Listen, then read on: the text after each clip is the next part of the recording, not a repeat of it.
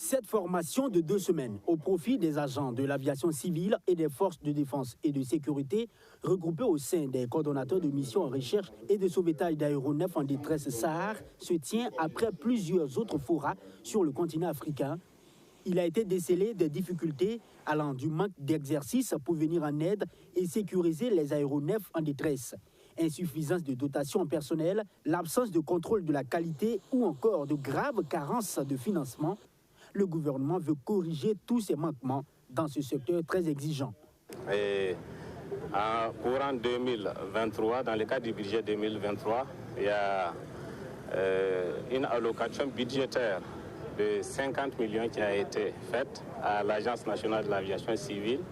Et l'activité de ce matin rentre effectivement dans le cadre de l'utilisation de ces ressources-là pour l'équipement du centre secondaire de Ouagadougou, mais également pour un certain nombre d'activités dont la formation de ce matin.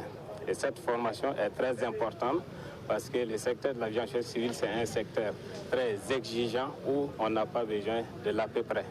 Voilà, donc c'est dire que quelque part, la formation de ce matin va aider à opérationnaliser les services, en tout cas des recherches et de sauvetage des aéronefs en détresse au Burkina Faso.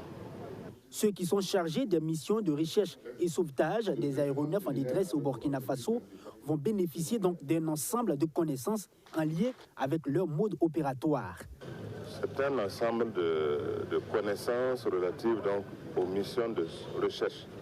La recherche intervient déjà quand un avion a disparu sur les radars pour une raison ou pour une autre. D'une part, donc, à quel point géographique de votre pays cet avion se retrouve. Ensuite, le sauvetage.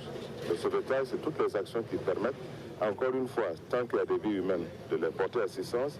Et le cas échéant, vous savez très bien qu'il faut pouvoir quand même récupérer les dépouilles et puis agir de manière à ce que la dignité humaine soit préservée.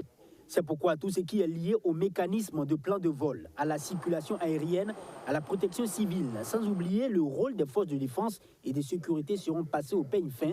Tout cela avec l'expert en recherche et sauvegarde du National Search and Rescue School des États-Unis, le colonel Bodj Amadou.